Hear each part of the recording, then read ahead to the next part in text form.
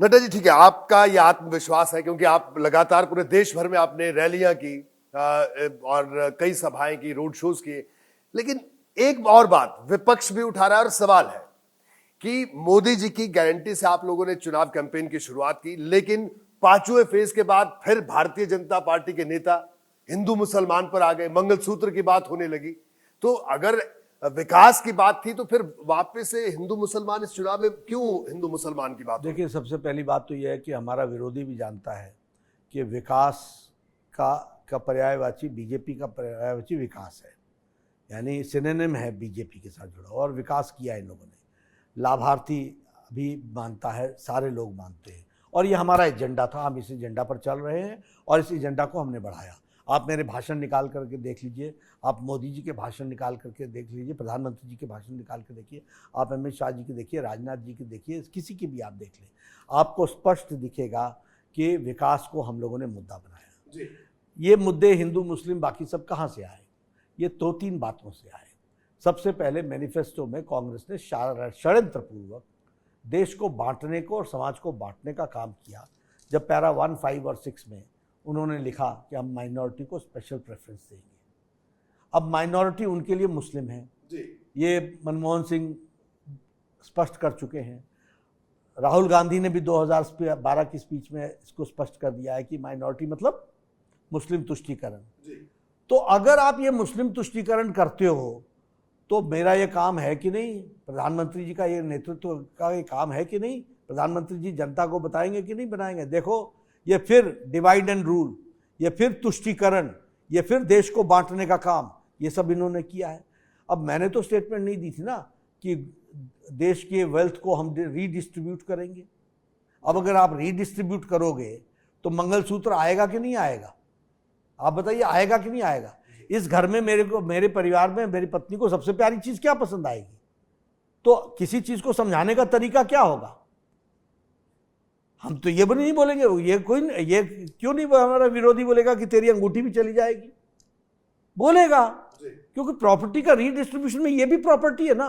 सबसे नियर और डियर मेरे लिए क्या है? यही है।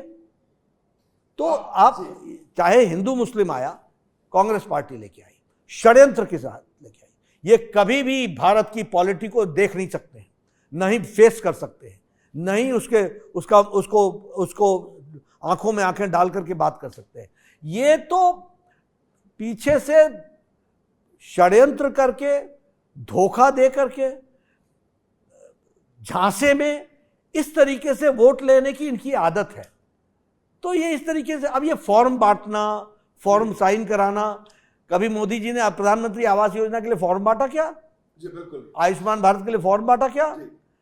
अब सौभाग्य योजना के लिए फॉर्म बांटा क्या? काम करने वाले फॉर्म नहीं बांटते हैं। और नड्डा जी, ये बताइए कि विपक्ष के नेता संविधान की प्रति लेकर सभाओं में जा रहे हैं, पढ़ते नहीं उसको, और आप पर आरोप लगा रहे हैं कि आप लोगों ने 400 पार का नारा दिया, आप लोग संविधान बदल देंगे। मैं फिर भी बोल रहा हूं, ये षड्यंत्र में ही तो जी रहे हैं, अभी से थोड़ी ना है। ये तो 20 साल से बोल रहे हैं हम संविधान बदल देंगे, हम संविधान बदल देंगे। 10 साल से हम सत्ता में बैठे, जो बदलना था वो हम बदल चुके हैं। ट्रिपल तलाक हटाना था, हम हटा चुके हैं। धारा 370 हटानी थी, हम हटा चुके हैं। सीए लाना था, हम ला चुके हैं। ये संविधान बदलने की बात हम लोगों ने कब कही? लेकिन ये लोगों को देखिए, ये कभी भी पॉजिटिव नोट पर वोट नहीं ले सकते, इनका दिमाग उल्टा चलता है। ये देशद्रोहियों के साथ मिले हुए हैं। जो देश को कमजोर करे वो इनके साथी, वो उनके सहयोगी, और सरहद पार वाले मंत्री भी इनकी ही तारीफ करते हैं। तो वो वाह वाह, वो बहुत अच्छा खेला, बहुत अच्छा खेला, और मेरे को तेरे से आशा है। तो ये क्या बताता है कि राष्ट्र विरोधी ताकतें खुल करके तुम्हारा समर्थन कर रही हैं। जैसे ही घड़ी का काटा दोपहर 2:30 पे आए, बबीता जी का दिल सास बहू साजिश के लिए मचल जाए। और ये है इनकी बहू, पूरे दिन ऑफिस की टेंशन हो जाए गॉन जब ये करें अपना फेवरेट शो फ्री टाइम पे ऑन। इनकी तरह आप भी देखिए अपना फेवरेट शो अपने टाइम पर, और डाउनलोड कीजिए एबीपी लाइव ऐप अपने स्मार्ट टीवी पर।